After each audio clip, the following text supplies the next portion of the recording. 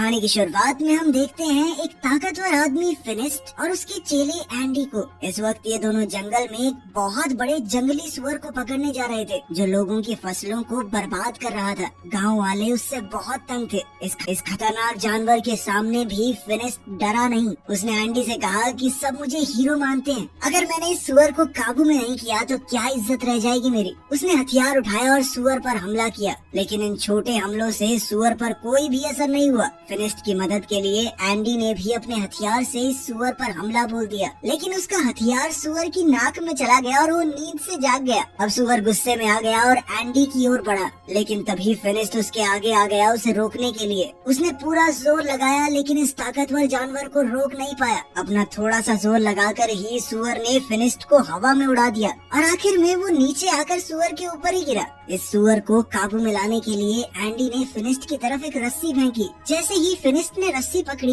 ये सुअर हवा में उड़ने लगा। फिनिस्ट ने रस्सी को इस सुअर के दोनों पंखों और उसके सींग में बांध दिया, जिससे वो सुअर फिनिस्ट के काबू में आ गया और फिनिस्ट उसे अपने हिसाब से उड़ाने लगा। जल्दी ही वो उसे उड़ाते हुए गांव में ले गया। जब गांव वालों ने देखा कि इतने बड़े जानवर को भी फिनिस्ट अपने इशारों पे नचा रहा है, तो सब लोग उसके नाम की जय जयकार करने लगे। इन्हीं लोगों के बीच बाबा यागा नाम की एक जादूगरनी भी है। उसने फिनिस्ट से कहा कि अगर तुम इतने ही ताकतवर हो तो साबित करके दिखाओ। उसके घर के आगे एक बड़ा पत्थर पानी को रोक रहा है, तो उसने फिनिस्ट को पत्थर वहाँ से हटाने की चुनौती दी। फिनिस्ट ने कहा कि मैं बहुत बड़ी बड़ी मुसीबतों का सामना कर चुका हूँ, और जादूगरनी ने उसे ये छोटा सा चैलेंज दिया है। वो अपनी बहादुरी के किस्से सुनाने लगा। याका ने कहा कि जब तक मैं अपनी आंखों से नहीं देखती मैं नहीं मानने वाली। ये सुनकर अब सब लोग हंस पड़े। फिनिस्ट गुस्से में अपने घर चला गया। उसे याका पर बहुत गुस्सा आ रहा था, क्योंकि अब उसकी बहादुरी की तारीफ करने के बजाय लोग उसका मजाक उड़ा रहे हैं। अब वो अपनी ताकत को सबके सामने साबित करना चाहता था, जिससे लोग फिर से उसकी वाहवाही करने लगे। एंडी ने सलाह दी कि ऐसा करने का एक रास्ता है। सामने जो टावर है ना, ऐसा माना जाता है कि वहाँ एक राक्षस ने एक बेहद खूबसूरत लड़की को कैद कर रखा है, और वो लड़की एक राजकुमारी है। अगर तुमने उस राक्षस को मारकर राजकुमारी को आजाद कर दिया तो पूरी दुनिया में तुम्हारा नाम गूंजेगा। फिनिस्ट ने तय कर लिया कि वो इस राक्षस से जरूर लड़ेगा। रात होते ही फिनिस्ट और एंडी उस टावर की ओर निकल पड़े। वहाँ पहुंचकर उसने देखा कि यहाँ पहले से ही कुछ योद्धा इस राक्षस को हराने आए थे, लेकिन वो लोग मशहूर होने यहाँ नहीं आए। वो तो राजकुमारी को बचाकर उससे शादी करना चाहते हैं। उन सब ने फिनिस्ट से पूछा कि अगर उन्होंने मिलकर राक्षस को हरा दिया तो राजकुमारी किसे मिलेगी। इस बात पर फिनिस्ट ने कहा कि मुझे नहीं चाहिए ये राजकुमारी, मैं तो बस यहाँ पे नाम कमाने आया हूँ। अलग जाकर फिनिस्ट ने एंडी को बताया कि वो उस राक्षस को अकेले मारना चाहता है, इसीलिए वो सुबह का इंतजार नहीं करेगा। ये कहकर वो टावर के अंदर खिड़की से चला गया। वहाँ पहुँचते ही फिनिस्ट को वो खूबसूरत राजकुमारी मिली। उसने फिनिस्ट से कहा कि क्या तुम भी मरने के लिए आए हो। फिनिस्ट ने कहा कि मैं तुम्हें बचाने आया हूँ। ये सुनकर लड़की भाग के अंदर चली गई। उसे रोकने के लिए फिनिस्ट ने उसका हाथ पकड़ लिया। राजकुमारी ने अपना हाथ छुड़ाया और एक पिलर के पीछे चली गई। तभी पीछे से एक सांप ने फिनिस्ट पर हमला कर दिया। फिनिस्ट इस सांप से लड़ने लगा। तभी फिनिस्ट को समझ आया कि ये कोई आम सांप नहीं है, बल्कि उस राक्षस की पूंछ है जिससे लड़ने वो यहाँ आया है। ये देखकर उसने पहले तो राक्षस पर खूब हमले किए, लेकिन जब कोई वार काम नहीं आया तो फिनिस्ट ने उस राक्षस की दुम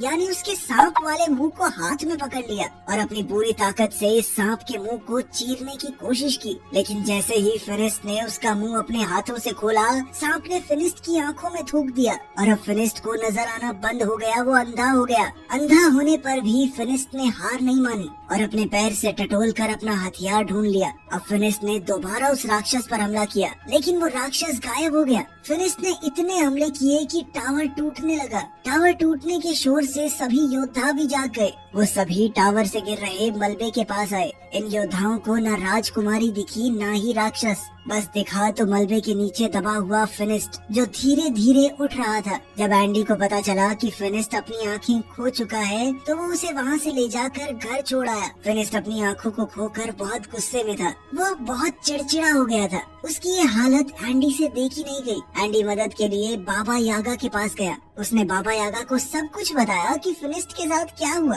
लेकिन बाबा यागा ने मदद करने से साफ मना कर दिया, क्योंकि जब वो मुसीबत में थी तो फिनिस्ट ने भी उसकी मदद नहीं की थी। ये बात जब फिनिस्ट को पता चली तो वो बहुत उदास हो गया। इसी तरह वक्त गुजरता रहा। अब एंडी ने भी फिनिस्ट के पास आना बंद कर दिया था। वो अपने सारे काम बहुत मुश्किल से कर पाता। बाहर जाकर खाने पीने का सामान खरीद कर लाता, लेकिन बच्चे उसके फल चुरा लेते। अब उसके पैसे भी खत्म होने वाले थे। एक दिन एंडी फिनिस्ट के घर आया तो उसने गुस्से में एंडी से कहा कि उसके पास एंडी के लिए कोई काम नहीं है, तो तुम एक काम करो, कुछ और ढूंढ लो। ये सुनकर एंडी वहाँ से चला गया।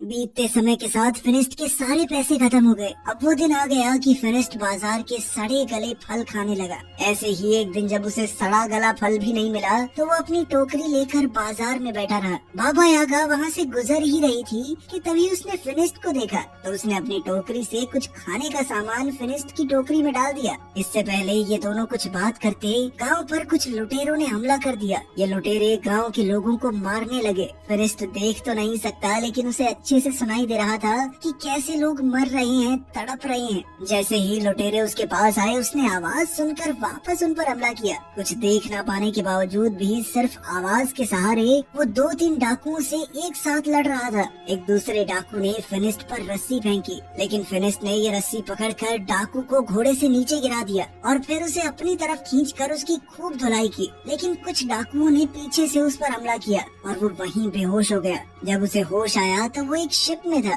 उसकी गर्दन और हाथों को एक लकड़ी में बांधा गया था। इस जहाज में बाबा यागा और गांव के काफी सारे लोग भी थे। फिर हमने देखा कि एंडी भी यहाँ है। वो जहाज में आजाद घूम रहा था। बाबा यागा ने पूछा कि तुम आजाद कैसे घूम रहे हो? तो उसने कहा कि मैंने इन डाकुओं को यकीन दिला दिया है कि मैं इनकी तरफ ही हूँ, मैं इनकी मदद करूँगा। साथ ही वो गांव वालों के ऊपर डाकुओं के लिए नजर भी रखेगा। एंडी के पास इस वक्त एक सोने का चिराग है जो उसने डाकुओं से चुराया था। उसने कहा कि वो इस चिराग को बेचकर खूब पैसे कमाएगा। जैसे ही एंडी ने इस चिराग को रगड़कर साफ किया तो उसमें से एक जिन बाहर निकला। उसे देखकर सब घबरा गए, यहाँ तक कि एंडी भी। नीचे का शोर सुनकर एक डाकू वहाँ आ गया, लेकिन जिन ने इस डाकू को मारकर ऊपर फेंक दिया। जब जिन एंडी के पास गया उसकी ख्वाहिश पूछने, तो एंडी ने कहा कि वापस चिराग में चले जाओ, और वो जिन दोबारा से चिराग में चला गया। ऊपर से एक डाकू आया और एंडी के गले पर तलवार तान कर अपना चिराग उससे वापस ले लिया, और कुछ ही देर में ये जहाज अरेबिया पहुंचा। गांव से लाए हुए सभी लोगों को गुलाम के तौर पर बेचने के लिए खड़ा कर दिया गया।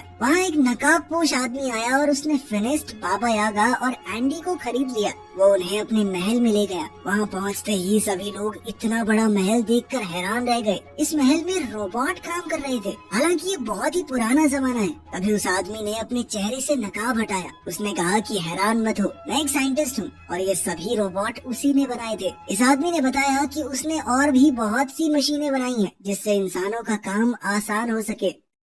फिनिस्ट ने इस आदमी को अपनी कहानी बताई कि कैसे वो पहले एक बहुत ताकतवर योद्धा था और अंधा होने के बाद उसकी जिंदगी नर्क हो गई। साइंटिस्ट ने कहा कि मैंने तुम्हारे और बाबा यागा के बारे में सुना है। ये आदमी गुलामों को खरीद कर उन्हें आजाद कर देता है।